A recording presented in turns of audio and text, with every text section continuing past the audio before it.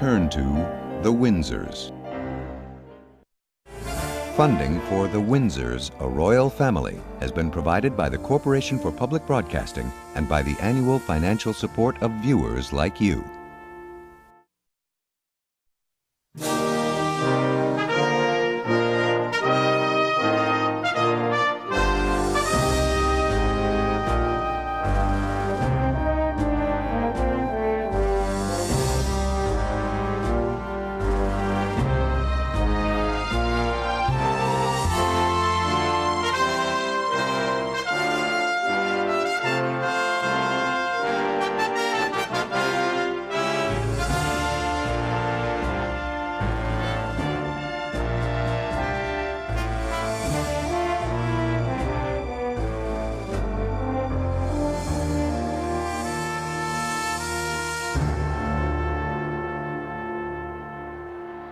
In July 1981, Charles, Prince of Wales, married Lady Diana Spencer. She was 19. One had such hopes that, she would really be the supportive wife that he needed, and that would give him all the encouragement that his job requires.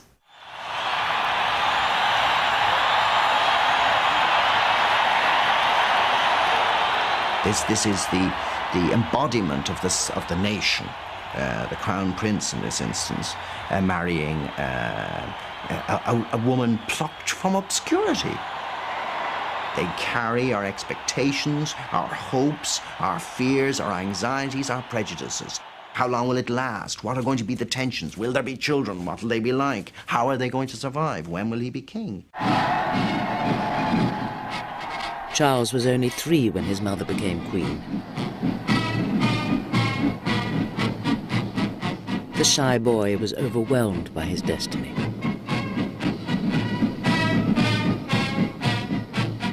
He seemed to be totally different from Princess Anne, because she would go wholeheartedly into it, but he would hesitate over many, many things. He would sort of be holding back. "Should I go, Nanny?" he would say. "Oh, well, yes, you can go, Nanny Lightbody," would say. So he would be rest assured if she gave him permission. I think it has always been unfortunate that the chemistry between Prince Philip and Prince Charles has not been the same as the chemistry that exists between him and Princess Anne. Prince Charles tends much more to be intimidated.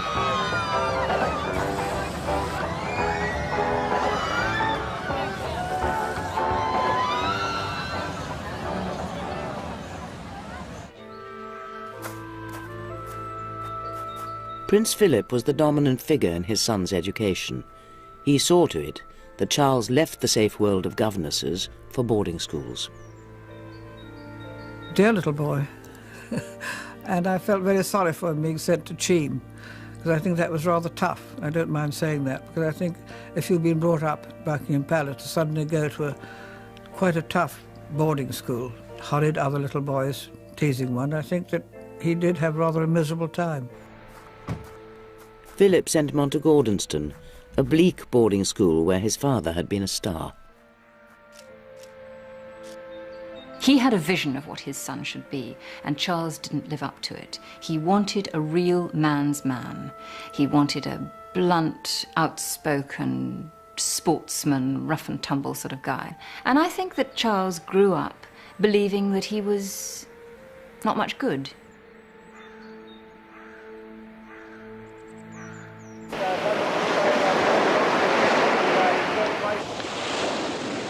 When he toured Australia, he found that princes are seldom short of company.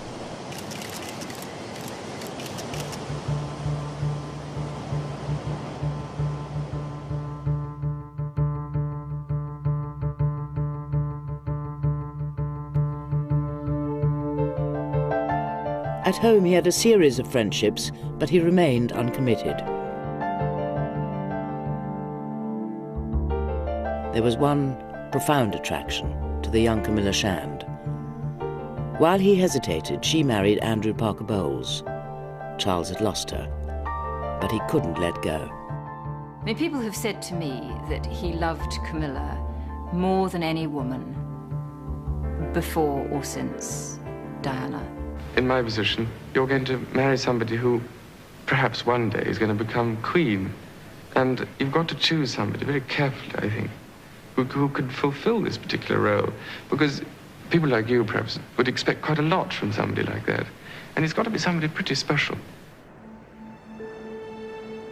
He was much more of a rather lonely, frustrated, quite timid figure, I think largely as a result of his very, very sheltered upbringing, than his public persona led people to believe, and totally haunted by his quest for a bride. The pressure on Prince Charles to find a bride came from within him as much as anywhere, because he would realise that as the future king, he had to get married and produce heirs for the throne.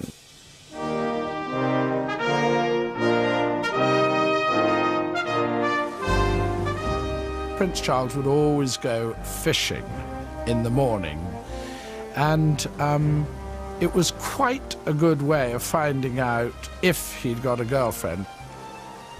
Suddenly, I saw just the tip of a green-booted Wellington sticking out from behind a pine tree, and I could see this person had a makeup mirror in her hand and was doing nothing to her face, but was looking back across the river to see who or what was there. This was the beginning of a long and fraught relationship between Lady Diana Spencer and the press. Charles's latest girlfriend, youngest daughter of the 8th Earl Spencer, was no stranger to royal life. But at first she was overwhelmed by the intensity of press scrutiny.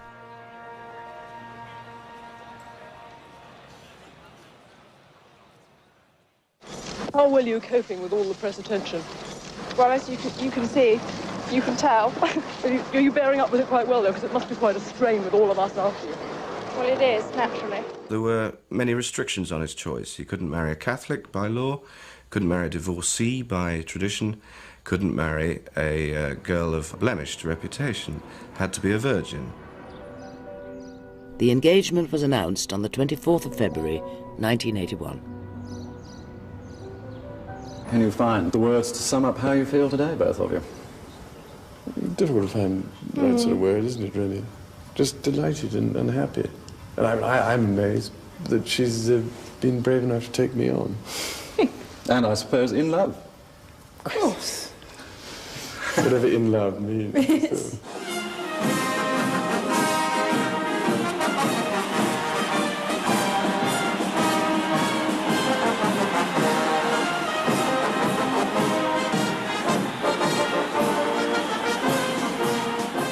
She was extremely gentle, very shy, and she was someone that, as a young girl, you thought was everything a princess should be. Very beautiful, very young, very calm, and yet there was a certain nervousness about her.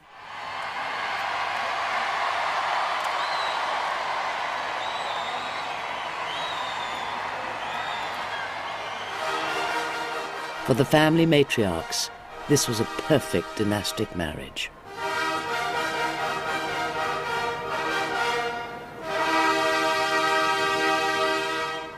Charles, Philip, Arthur, George, wilt thou have this woman to thy wedded wife, to live together after God's ordinance in the holy estate of matrimony? Wilt thou love her, comfort her, honor and keep her in sickness and in health, and forsaking all other, keep thee only unto her, so long as ye both shall live? I will. I look back on the marriage of the Prince and Princess of Wales as one of the greatest things I've ever seen. There's a tremendous feeling of excitement about it, and it looked perfect. I saw no clouds on the horizon. I saw nothing but sunshine and happiness.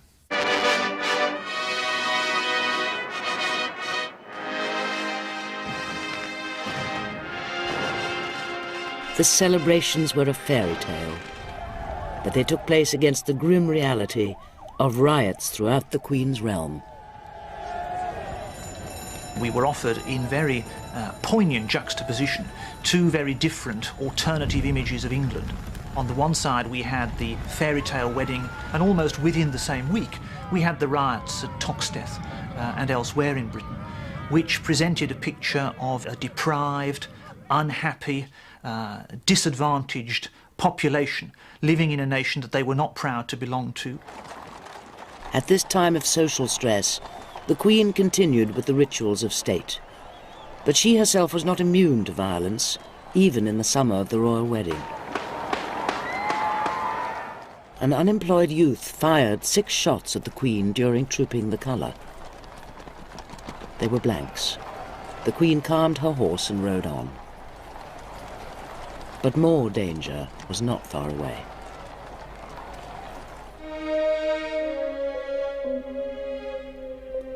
A man was able to climb into Buckingham Palace and wander into the Queen's bedroom.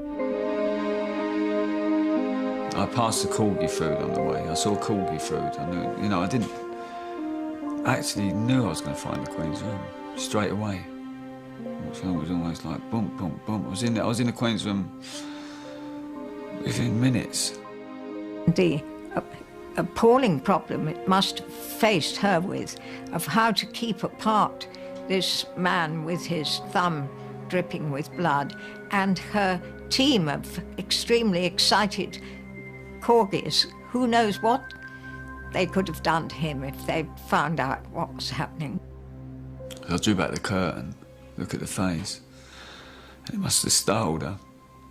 And she jumped up and she said, "What are you doing here? What are you doing here? Get out, get out."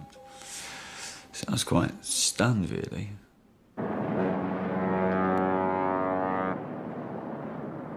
In May 1982, the Queen's Prime Minister, Margaret Thatcher, sent a British task force south to the Falkland Islands to expel the Argentine invaders. It was a high-risk exercise. The conflict in the Falkland Islands was thrust on us by naked aggression.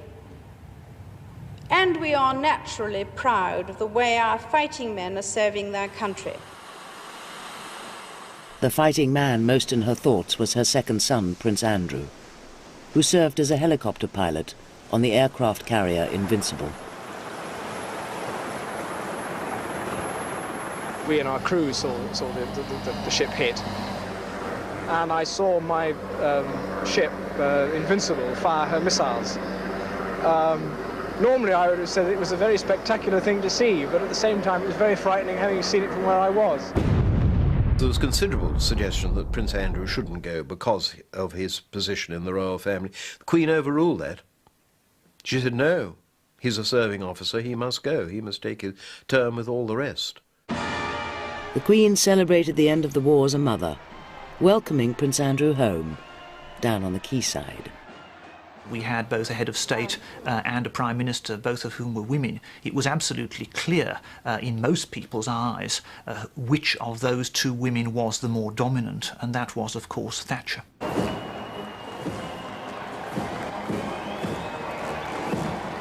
It was Mrs. Thatcher, the victorious war leader, who took the salute at the city's welcome to the task force. Everybody expected that Mrs. Thatcher, because she was a natural conservative and was always a very strong monarchist, would simply be completely deferential to the Queen. It was always said she curtsied very, very low, and this was an object of mockery, a private mockery at the palace. There was a wider arena in which monarch and prime minister would clash. With the world. The world. The Queen's world was the Commonwealth.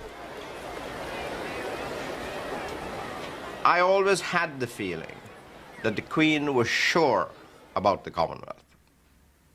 She didn't have ambivalences. It wasn't something on the side. It was very central in her reign. Mrs. Thatcher, on the other hand, was pretty scornful of it all. Chogham CHOGM, is Commonwealth Heads of Government meeting, and it happens periodically. And she and Charles Pole had a translation of this acronym, which was compulsory handouts for greedy mendicants. And, of course, that was quite private, but that was the attitude. I think it's fair to say that the Queen didn't have a great affection for Mrs. Thatcher. She had the odd expression about her, which I found rather fascinating. I think there was a sense in which she was not at ease with some of the attitudes and policies of Mrs. Thatcher.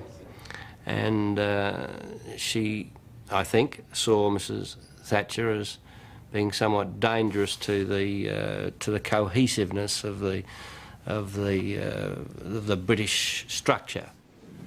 Well, do come in, Nick. There were two different actors, and they were playing different roles.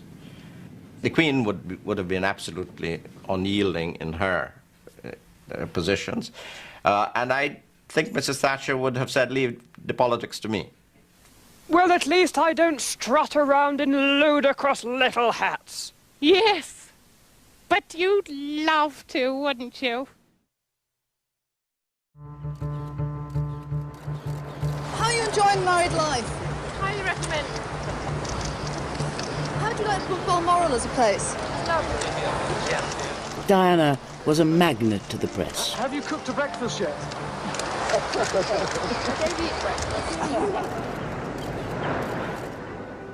The attention was always on Diana. Prince Charles thought this would be a 9-day wonder. He was quite happy, after 10 years of intense spotlight on himself, particularly over his quest for a bride, for that spotlight to divert on somebody else, but only temporarily. Breaking with tradition, they took their first child, William, with them on an official tour of Australia. The glamorous new family revived old loyalties. I saw, when Di first came, the way in which she was the focus, the centre of the attention of the crowds. And after all, with due respect to Charles, I mean, she's a somewhat more attractive personality in an outward sense. She was young, new, vibrant and different. And I could sense that at times that created some sort of tension between them, but there was nothing she could do to help that. Diana was a kind of wish fulfillment of the 1980s. The way she blossomed, the way she became what the press christened Dynasty Di, it was like part of the 80s. She became enmeshed with the decade in the most extraordinary way. So that really, in the end, you could hardly tell whether you were looking at a soap opera on television or whether you were seeing Princess Di in real life. She had done what she wanted. She had the children she wanted. Charles, on the other hand, I think was going into, I suppose, a midlife crisis. Charles was still in waiting. Charles had no proper role. I don't think that it's a miserable condition, being heir to the throne, and people talk about it hanging around with nothing to do. I think the heir to the throne's got just as much to do if he chooses to do it as the sovereign. But what is proposed seems to me like a monstrous carbuncle on the face of a much loved and elegant friend. Charles offended some professionals and politicians when he spoke out for harmony in architecture and for social cohesion. But his network of charities and his commitment to the renewal of the ravaged inner cities gave him the means to reach out to the people. The Prince of Wales, actually, to do him justice, has made pretty good use. I think he's made some mistakes, but he has made very substantial use of his opportunities. In 1986, the Queen's extrovert second son, now created Duke of York, stepped into the limelight. Another royal wedding was at hand. The bride was Sarah Ferguson, known as Fergie. Like Diana, the product of a broken marriage. Unlike Diana, a girl with a past. She'd lived with a man the royal family broke through another barrier by this not being a problem.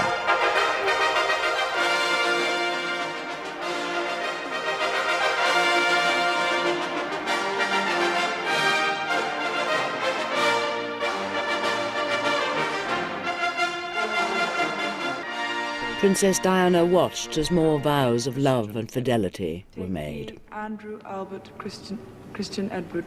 To my wedded husband. Fergie's problem was that she was unable to adapt her, let's say, natural joie de vivre and exuberance and high spirits into the decorum required of a member of the royal family.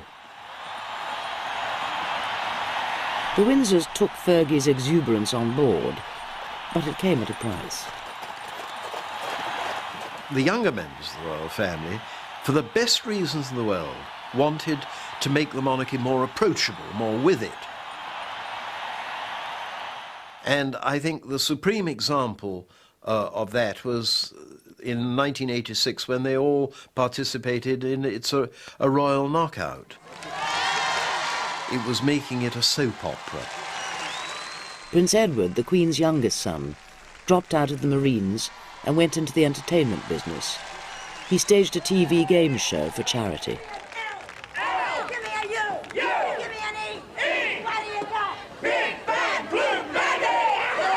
And after 14 hours of sitting in the rain and the wind and on a miserable June day, we were invited to a marquee where Prince Edward deigned to speak to us. Well, thanks for sounding so bloody enthusiastic.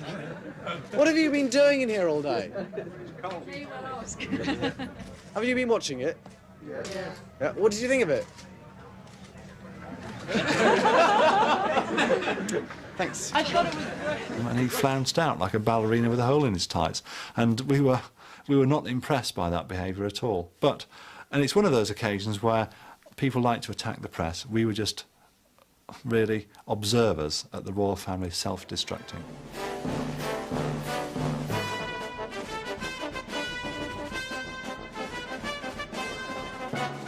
The observers found good copy in the adventures of the Duchess of York when she hit America. Of course, Princess Fergie said people sniggered at her. Well, she did make mistakes. Of course she made mistakes, so she wasn't told. People need guidance when they're in a place like that. Of course we all got guidance. If you go to Buckingham Palace, you want guidance. You don't want to just walk in and think you're going to behave normally, because you don't. It's not normal. Nothing's normal about it. All these men around here. Love you! I'll see you later. I was very fond of her. I thought she was a splendid girl, but I think basically unsuited to the task of being a royal princess. In any time, not any modern times.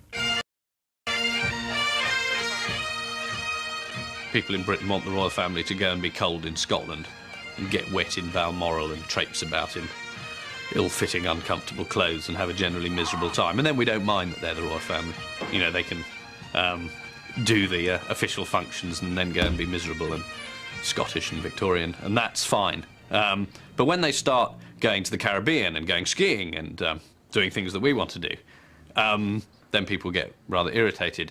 We have, in a sense, moved into a new world for the monarchy, a harsher world, a less happy world, a less deferential world.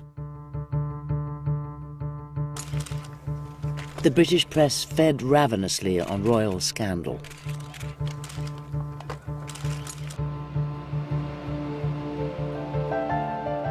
The Duchess of York had already separated from her husband when marauding photographers discovered her consulting with her financial advisor by a French pool.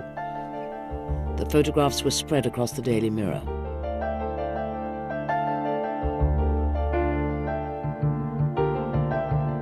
The Duchess and her children made a swift and abject departure from Balmoral. Stolen love letters from Princess Anne to a royal equerry had already been discovered. But the toughest of the young royals knew how to deal with the press. Daily Mirror. Never been mentioned by anybody. Princess Anne was granted a divorce and went on to marry the equerry. All this could have been endured, but not the visible collapse of the marriage of the Prince of Wales himself. On their tour of India, Diana went to visit that great monument to love, the Taj Mahal, alone. Alone except for the press. She was becoming expert in the ways of the media.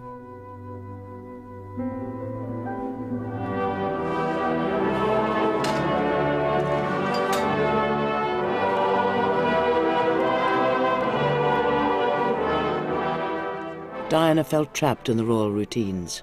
To reveal her loneliness and despair, she secretly sent tapes to the journalist Andrew Morton, who told her story to the world. This astonishing tale poured out about Diana, how she'd suffered from bulimia, how she'd made these various failed suicide attempts, how Charles had been consumed with a passion for Camilla Parker Bowles, which had, in Diana's eyes, been the cancer which had been at the heart of their marriage.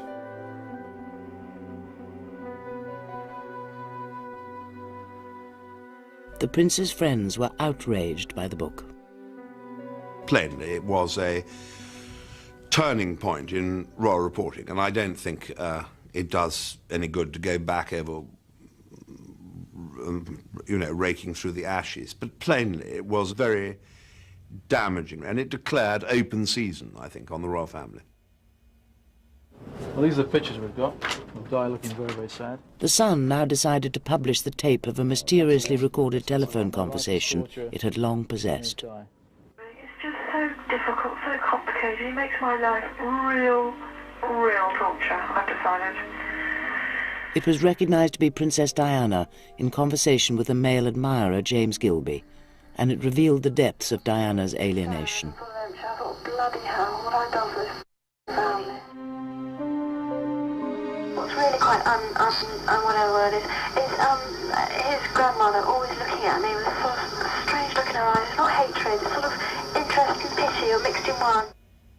We now discover, as has really always been true, that monarchs and their families are on the whole no more virtuous and admirable than the rest of us. A lot of people are dismayed by this development because they would like to believe that their monarchs and royal families are more admirable. On the whole, it seems to me to be a healthy development. The point has been long since been passed where we need a monarchy which will cushion us from the realities of the world. It seems to me that what we need is a monarchy which will help us face the realities of the world. But the monarchy itself had trouble facing harsh realities. Windsor Castle caught fire. The repair bill was enormous, and the government offered to pay from the public purse. The taxpayers' response on the morning after gave the Queen much more than a bad cold. Polls the next day showed 95% of the British people saying, why should we pay for a palace that we pay to maintain? She didn't take out her fire insurance. If my house burns down and I haven't taken out fire insurance, is the Queen going to pay for it?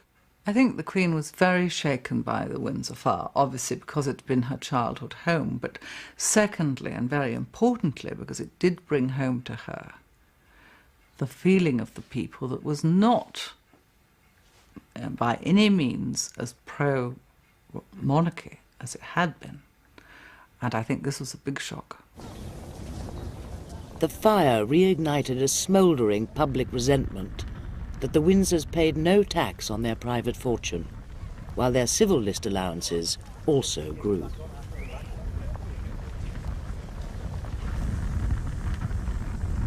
"1992 is not a year on which I shall look back with undiluted pleasure. In the words of one of my more sympathetic correspondents, it has turned out to be an annus horribilis." The Queen responded, and now volunteered to pay tax on her private income and take some minor royals off the public payroll. Even then, she knew that another painful decision was to come. It is announced from Buckingham Palace that, with regret, the Prince and Princess of Wales have decided to separate. Their Royal Highnesses have no plans to divorce, and their constitutional positions are unaffected. This decision has been reached amicably, and they will both continue to participate fully in the upbringing of their children. Diana had told the world that the Prince of Wales was obsessed with Camilla Parker Bowles. Now a second tape emerged, in which they talked as only lovers do. I knew it would revive me. I can't bear a Sunday night without you. Oh, God. Sometimes I need you several times a week. So do I. I need you all the week. All the time. Charles was the victim of a cruel intrusion. Some of his critics were merciless.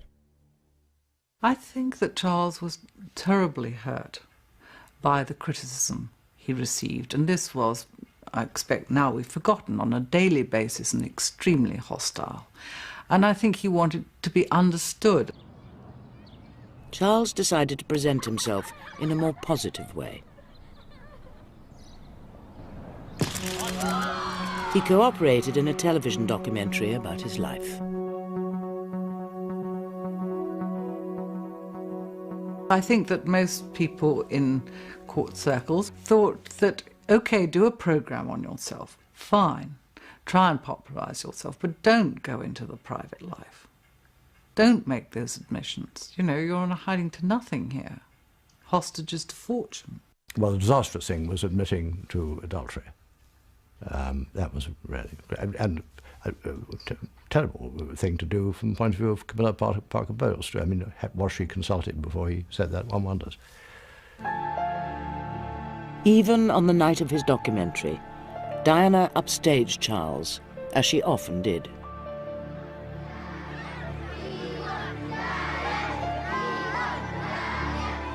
She secretly plotted revenge, an interview on Panorama.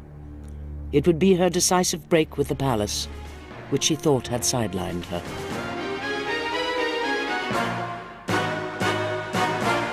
She won't go quietly, that's the problem. I'll fight till the end, because I believe that I have a role to fulfill. And I got 2 children to bring up. Diana was very acute about the impact she made on people. Like all good actresses, she knew, and she was a good actress, she knew exactly what effect she was having on people. Well, I just saw her, in a sense, obviously justifying her personal position. I think she wanted to say what she thought and wanted that on the record, and she did that in the way that she felt was most powerful.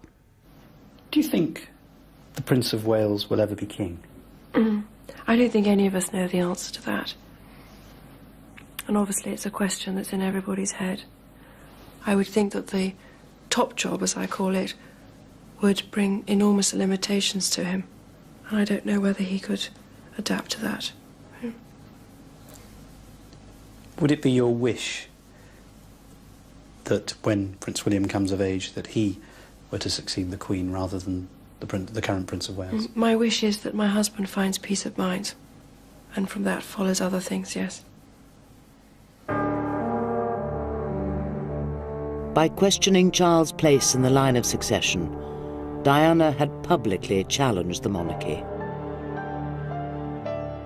The princess, who had vowed not to go quietly, was ejected from the royal family in a costly divorce and stripped of her title. I thought it was a great mistake to take the HRH title away from the Princess of Wales. I thought it was incorrect because, I mean, she was the mother of probable future king, and she had that title by virtue of having been married to the Prince of Wales. I thought it was a great mistake, and it made her seem a sort of martyr, and I didn't think she was a martyr, really. I mean, she was doing pretty well in other respects out of that divorce. I mean, a huge settlement and so on. And I just thought that was it looked petty.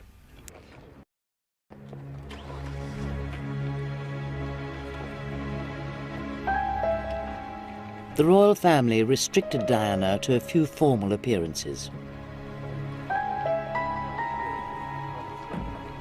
She looked for a new role.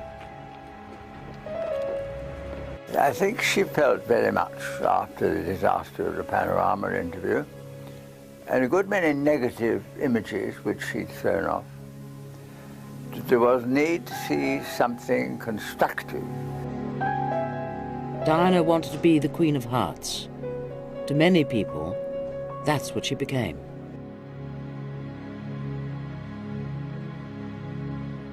People say, did she have different motives which were about her own situation? Well, I'm not a therapist, I don't know. I mean, certainly from my perspective, she always seemed very genuinely interested. She'd been genuinely interested in AIDS for a long time, way back in the 1980s, which was when I first met her.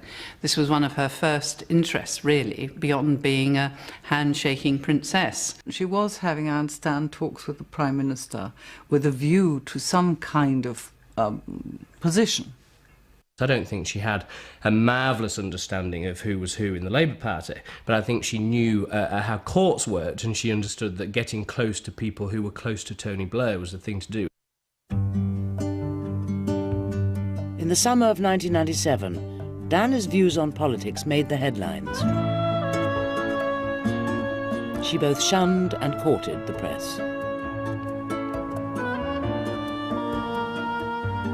Charles's awkward photo opportunities with his sons seemed to come from another world.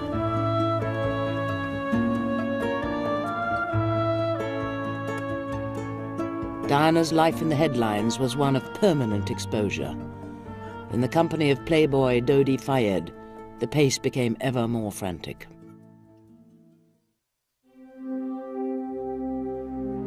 This is BBC Radio in London. Buckingham Palace has confirmed the death of Diana, Princess of Wales.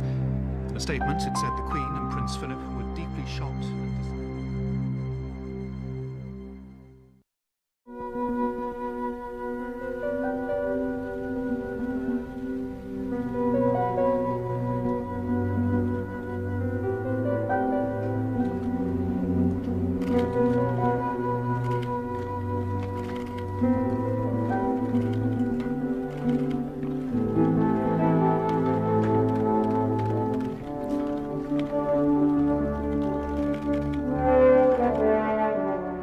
Later that Sunday, Prince Charles and Diana's sister Jane flew to Paris to bring her body home.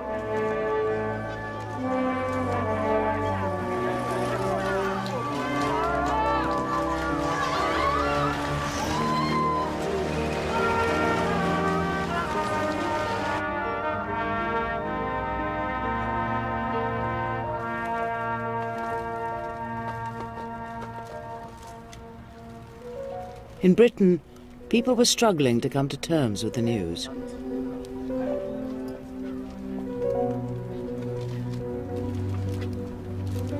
She was the people's princess. And that's how she will stay, how she will remain in our hearts and in our memories forever. At Balmoral, the Queen and her family went stoically about the Sabbath.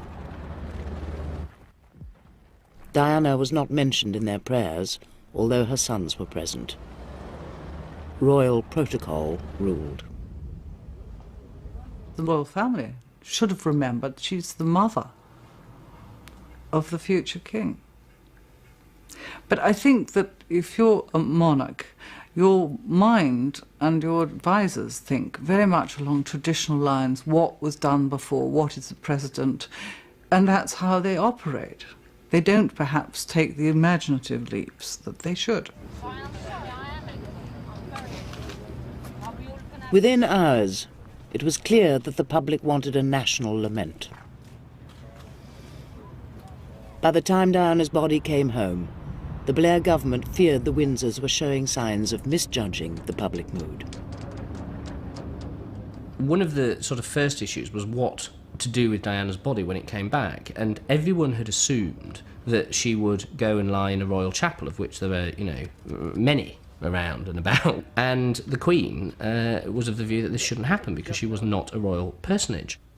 Now, this was a very early indication of where Charles, to his credit, without having to be told by Blair and his spin doctors, realised that the right, proper thing to do was that Diana be taken to a royal palace. And what's the alternative? That she be taken to, some sort of, funeral parlour off the A1? I mean, and nobody in Buckingham Palace actually thought any of this through. It was a situation without parallel. The government's press spokesman, Alistair Campbell, studied the public mood. Alistair Campbell and Angie Hunter, who had to go from Downing Street to Buckingham Palace to have all these meetings about the funeral, were going through the crowds. And Alistair reported back to Blair that it was like when you come out of a football match and a team has lost and there is something in the air, there's a crackle in the air. And what I think he was getting at was that it was completely conceivable that there was a potential way for this to go that could involve violence, riots. It was the most extraordinary thing I've ever seen in my lifetime in this country. It was just a wave of emotion, unthinking emotion. They blamed the royal family in some way for her death.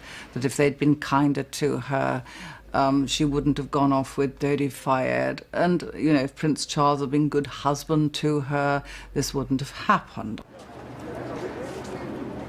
The swelling crowds were angry that there was no flag at half-mast at the palace.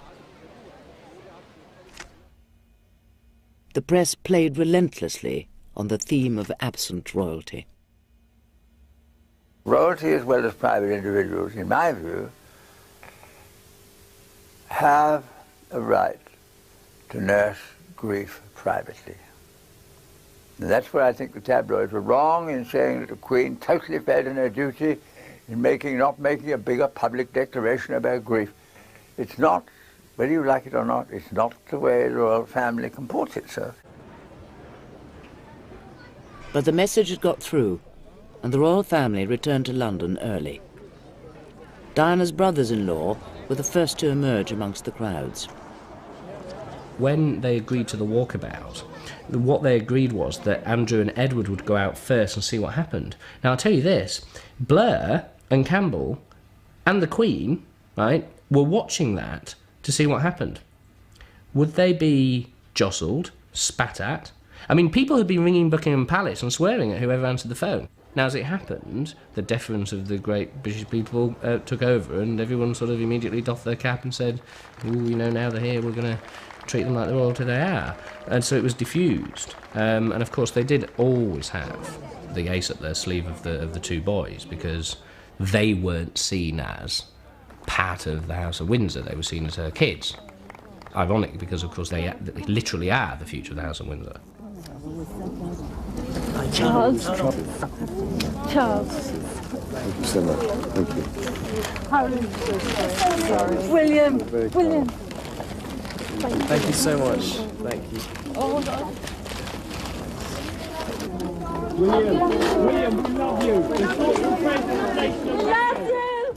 After the walkabout, the Queen was to broadcast to the nation, and the palace planned the usual arrangements.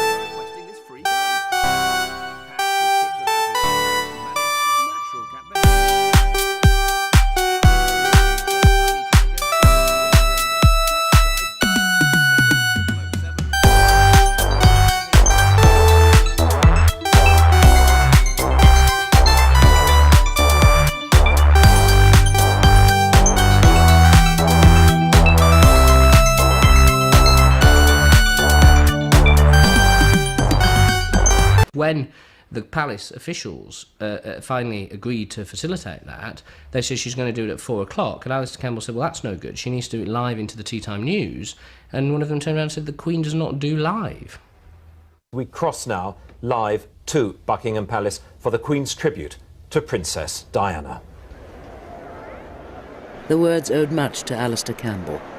Since last Sunday's dreadful news, we have seen throughout Britain and around the world. The draft of her speech came into Downing Street, and there was no emotion in it at all. But Alistair, being very smart, managed to get phrases like, you know, as a grandmother, I know that, blah, blah, blah, and all those kind of things into the speech. No one who knew Diana will ever forget her. Millions of others who never met her, but felt they knew her, will remember her. I, for one, believe there are lessons to be drawn from her life and from the extraordinary and moving reaction to her death. In her speech, she made very positive remarks about the Princess of Wales, but she never actually said that she loved her. She refrained from saying that, but she said she admired her, which I'm sure was true.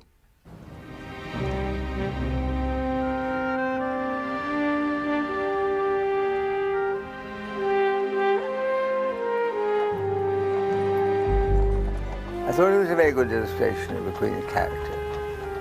The tabloids had done their very best to humiliate her until she got it all wrong, done the wrong thing by the people, boo, boo the Queen. And I think most of us would have simply said, to hell with them, I'll do it my way. Instead of which, the Queen stood outside the palace, bowed her head as the courtiers went past.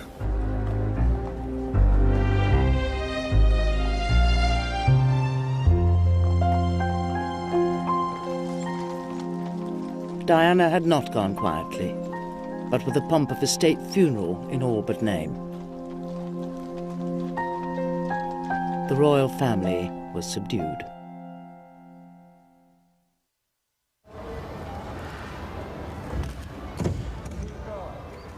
At the royal golden wedding in that same autumn, the Queen and Tony Blair reached out together to the public. Hello. Where are you from? At the anniversary dinner, the Queen promised to take account of the restless national mood. I have done my best with Prince Philip's constant love and help to interpret it correctly through the years of our marriage and of my reign as your Queen. And we shall, as a family, try together to do so in the future. The family regrouped around its oldest member. The Queen Mother's centenary was a milestone no monarch had passed before. The old lady had first appeared on this balcony in 1923.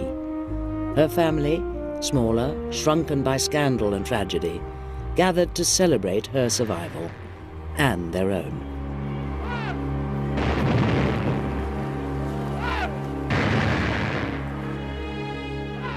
If we look at the history of the monarchy from the 1830s to the present day, one point above all others stands out, and that is that the present Queen's reign, when taken as a whole, is very much Queen Victoria's reign, but in reverse. In Queen Victoria's reign, the British monarchy began as a small-scale thing and became grander and grander and grander. In the present Queen's reign, it began very grand and it's becoming smaller and smaller and smaller.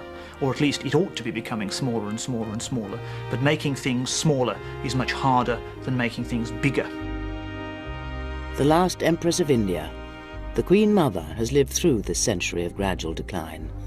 Her family's link with a more heroic age has proved to be its most durable asset, for all who can remember. There have been 3 royal stars in this century. The previous Prince of Wales, who became Edward VIII, the Princess of Wales, Princess Diana, and another, the Queen Mother.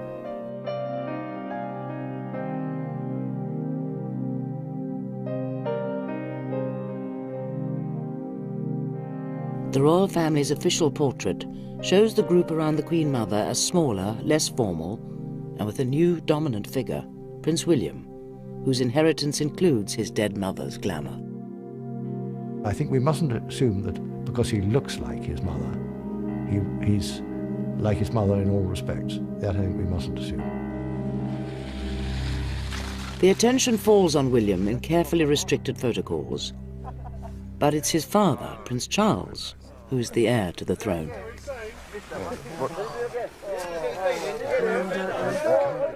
Most of Charles's life will be over before he could inherit the crown, and his uneasiness is compounded by the unresolved status of his faithful friend, Camilla Parker Bowles.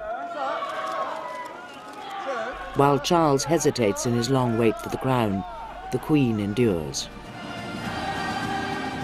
She may be uneasy with the new rituals of cool Britannia, but she's been revered by generations who have lived and died in her service. I've known the Queen now since November 1949, and I remember meeting her in the drawing room at Clarence House, and I can remember exactly what she was dressed in, a wonderful blue dress. She was wearing Queen Mary's great sapphire diamonds, and I fell for her. Sorry. Simply for the sake of the monarchy, it is my firm view that the Queen should live forever. The Queen moves on to her Jubilee, and the monarchy to a destination unknown.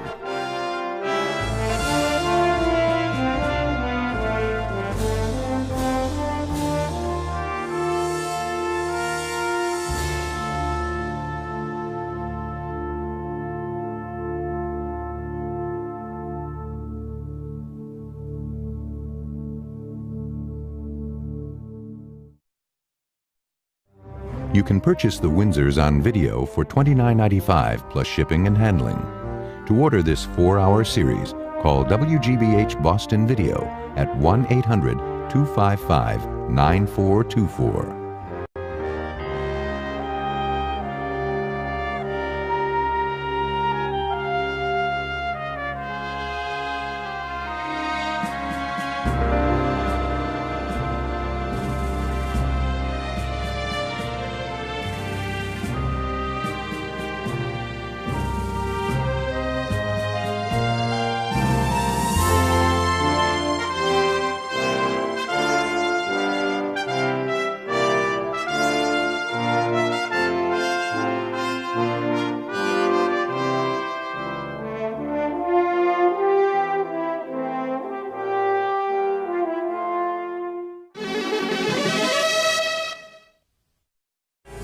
Funding for the Windsors, a royal family.